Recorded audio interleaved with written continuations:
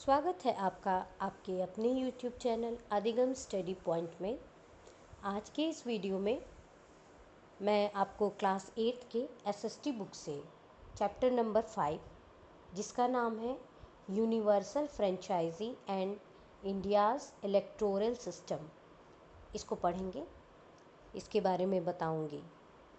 और इस चैप्टर को पढ़ने के पहले हम एक ओवरव्यू ले लेते हैं कि इस चैप्टर में हमको पढ़ना क्या क्या है। तो इस चैप्टर में सबसे पहले हमको ये देखना है कि यूनिवर्सल एडल्ट फ्रेंचाइजी होता क्या है, उसके बारे में जानेंगे। और इलेक्टोरल सिस्टम क्या है, साथ ही साथ हम ये भी देखेंगे कि इंडिया का इलेक्टोरल सिस्टम जो है वो कैसे काम करता है। इन चीज़ों को हम इस चैप्टर में देखेंगे। तो चलिए शुरू करते हैं इस वीडियो को और पढ़ते हैं इस चैप्टर को जिसका नाम है universal franchise and India's electoral system. Chapter के शुरू में हमें एक पिक्चर मिलता है जिसमें हम देख रहे हैं कि एक तरफ लिखा है जनरल इलेक्शंस, बैनर लगा हुआ है, और एक जगह लिखा है योर वोट मैटर्स, एक जगह रखा है एवरी काउंट्स, और लोग आपस में बातचीत कर रहे हैं। They are talking about voting क्या है, क्यों इम्पोर्टेंट है। मतलब एक छोटा सा पिक्चर है, छोटी सी उसमें इन चीज़ों को बताया गया है कि जो इलेक्शन होता है उसमें हम लोग वोटिंग करते हैं और वोटिंग का इम्पोर्टेंस क्या है, उस चीज़ को हमें कैसे लेना चाहिए, इस चीज़ को ये पिक्चर दिखा रहा है। अब आइए हम जानें यूनिवर्सल एडल्ट फ्रेंचाइजी के बारे में। तो यूनिवर्सल एडल्ट फ्रेंचाइजी को जानने के पहले हम ये जान लें कि फ्रेंचाइजी का मतलब होता क्या है। ये एक प्रकार का अधिकार है, यह जो है एक राइट है जो कि हमें कॉन्स्टिट्यूशन या गवर्नमेंट की तरफ से मिलता है। फ्रेंचाइजी का अधिकार होता है right to vote, right to speak, मतलब फ्रेंचाइजी मतलब राइट, अधिकार। ठीक है, ये हम लोग समझ गए। अब हम लोग समझेंगे यूनिवर्सल एडल्ट फ्रेंचाइजी के बारे में। यूनिवर्सल एडल्ट फ्रेंचाइजी, इसमें एक शब्द फ्रेंचाइजी तो हम लोग समझ गए, अधिकार, राइट। उसके पहले यहाँ लगा है यूनिवर्सल और एडल्ट। ठीक, यूनिवर्सल मतलब हुआ सब, हर किसी को। एडल्ट मतलब वयस्क। इसका मतलब हुआ कि जो भी एडल्ट हैं उनको ये अधिकार है। किस चीज़ का? वोटिंग का, वोट करने का।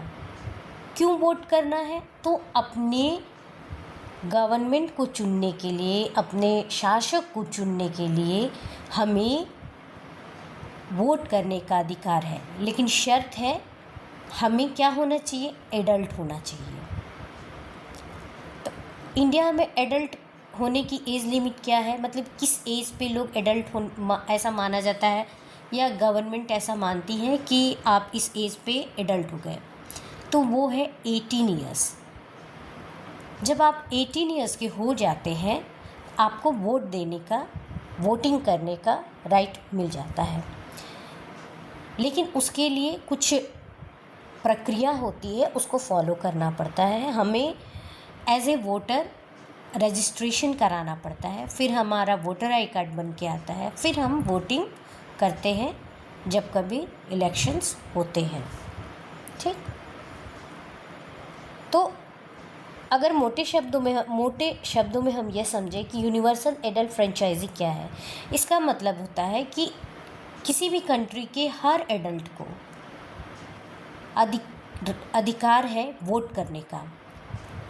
वो किसी भी कलर का हो, किसी भी कास्ट का हो, किसी भी जेंडर का हो, किसी भी सेक्स का हो, उससे कोई फ़र्क नहीं, किसी भी रीज़न का हो, कोई भी लैंग्वेज बोलता हो, कोई फ़र्क नहीं पड़ता, वो वोट कर सकता है अगर वो एडल्ट है। ये हमारे इंडिया में जब हमारा कॉन्स्टिट्यूशन बना तो एक ही बार में, बार बार इसमें कोई संशोधन नहीं किया गया। हमारे जो लीडर्स थे उन्होंने उसी समय कॉन्स्टिट्यूशन बनाते समय, उसको लिखते ही समय ये बात बोल दी कि सबको वोट करने का अधिकार है, सभी वोट कर सकते हैं जो लोग एडल्ट हैं, और उन सभी का वोट का वैल्यू एक है। ऐसा नहीं है कि जो लोग गोरे हैं उनके वोट का अलग वैल्यू है और जो लोग काले हैं उनके वोट का अलग वैल्यू है, ऐसा नहीं होता। जो गोरा है उसका भी वोट काउंट उतना ही इम्पॉर्टेंट है जितना जो काला है उसका वोट। तो ये चीज़ इंडिया में नहीं है। सबको वोट, सब जो भी एडल्ट लोग हैं बिना किसी भेदभाव के वोट कर सकते हैं, उनको वोट करने का अधिकार है और उनके वोट का वैल्यू, सबके वोट का वैल्यू इक्वल है। तो ये हुआ यूनिवर्सल एडल्ट फ्रेंचाइजी, जो कि इंडिया में 18 ईयर्स को माना गया है एडल्ट होने का एज, और उसके बाद आप रजिस्टर कराइए खुद को और वोट करने का आपको अधिकार मिलेगा। इसके लिए आपको वोटर आई कार्ड बनवाना होगा, जो कि इंडियन गवर्नमेंट या हमारा जो चुनाव आयोग है उसकी तरफ से बनता है। शुरुआत में इंडिया में वोटिंग करने का जो एज था, या आप बोल सकते हैं एडल्ट, 21 ईयर्स ओल्ड लोग को एडल्ट माना जाता था और उनको वोट करने का राइट मिलता था। लेकिन ये 1988 की बात है, जो एज लिमिट थी उसको घटाकर 18 ईयर्स किया, 21 से 18 ईयर्स किया गया, ताकि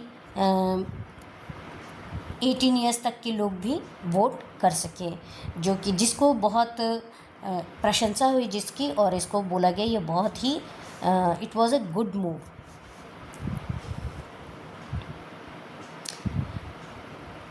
और एक चीज़ और है, जो यूनिवर्सल फ्रेंचाइजी है, एडल्ट फ्रेंचाइजी इंडिया में, वो हमारे लोकसभा के इलेक्शन में और लेजिस्लेटिव असेंबली के इलेक्शन में और इन सबों में इसका यूज़ किया जाता है। और आर्टिकल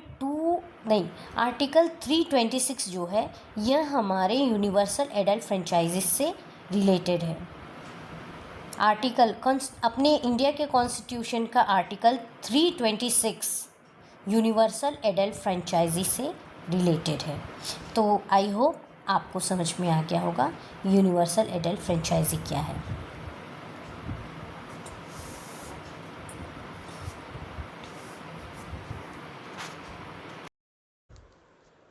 अब यूनिवर्सल एडल्ट फ्रेंचाइजी को समझने के बाद आपके बुक में कुछ बातें दी गई हैं जिसको समझना या जानना बहुत ज़रूरी है।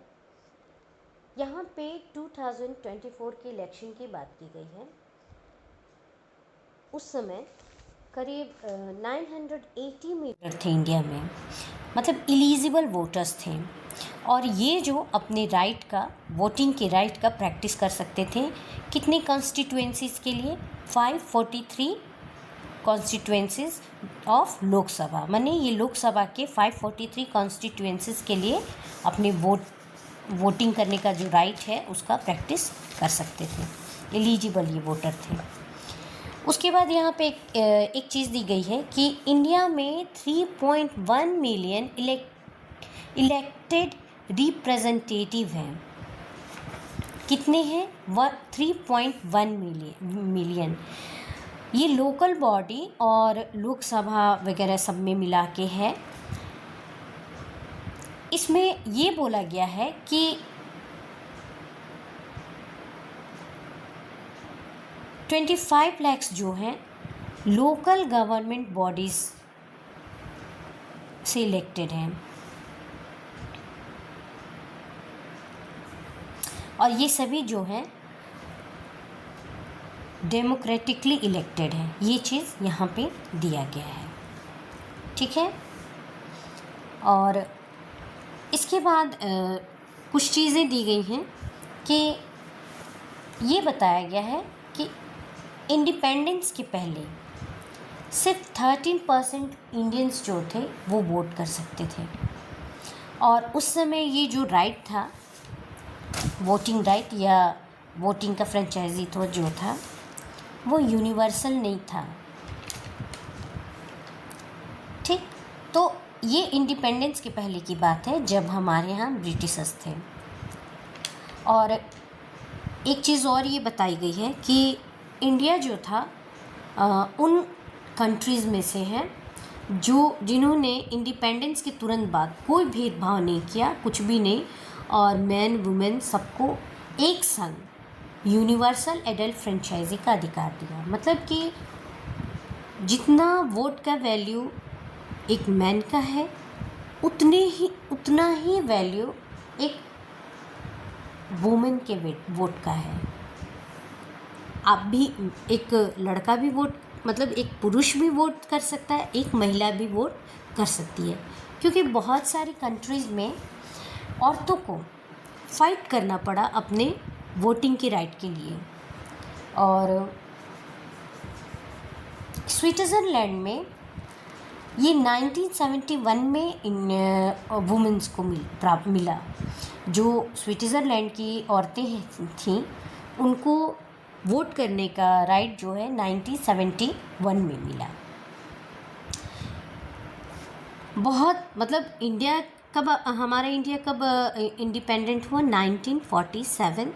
और स्विट्ज़रलैंड को में, और हम उसी समय हम लोगों को, मतलब 1950 के समय तक हमारा संविधान एक कॉन्स्टिट्यूशन बन गया, और उसी समय हमको ये राइट मिल गया कि औरतें भी, जो महिलाएं हैं वो भी वोट कर सकती हैं। लेकिन उसके बहुत समय बाद, करीब 2 दशक मान के हाँ 2 दशक, इसके बाद स्विट्ज़रलैंड की जो औरतें थीं उनको ये राइट प्राप्त हुआ कि हाँ आप भी वोट कर सकते। इसके लिए उनको फाइट बहुत करना पड़ा, और तब जाके उनको ये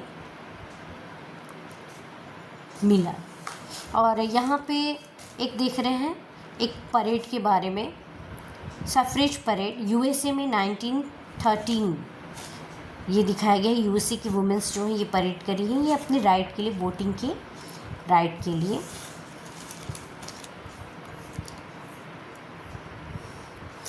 एक चीज़ और बताई गई है कि 1947 में जो लिटरेसी रेट था इंडिया का वो बस 14% था, और उसमें सिर्फ 18% औरतें थीं।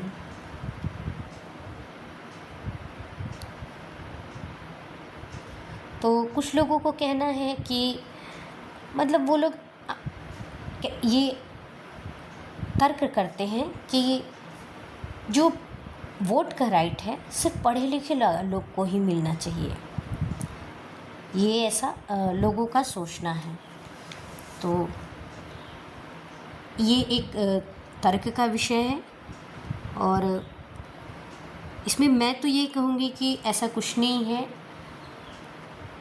कभी कभी जो पढ़े लिखे लोग नहीं हैं वो लोग भी चीज़ों को अच्छे से समझते हैं और एक सही निर्णय ले सकते हैं।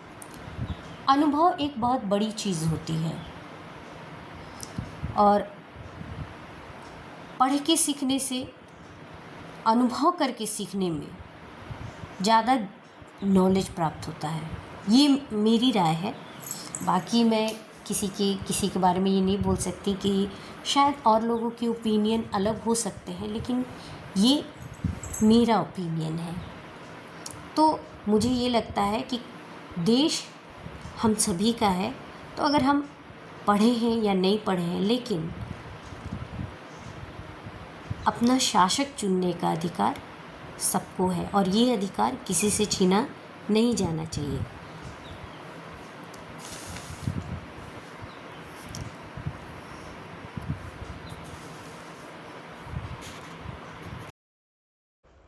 यहाँ पर हम एक माइंड मैप टाइप का देख रहे हैं, जिसमें यह बताया गया है कि यूनिवर्सल फ्रेंचाइजी जो है वो क्यों ज़रूरी है।